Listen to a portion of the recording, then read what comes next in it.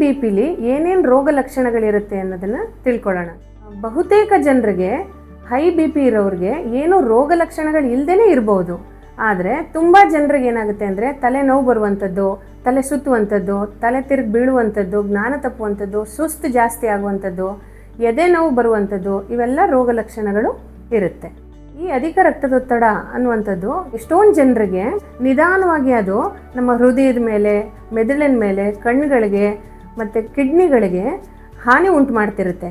ಅದಕ್ಕೆ ಈ high B ಪಿನ ಸೈಲೆಂಟ್ ಕಿಲ್ಲರ್ ಅಂತಲೂ ಕರಿತೀವಿ.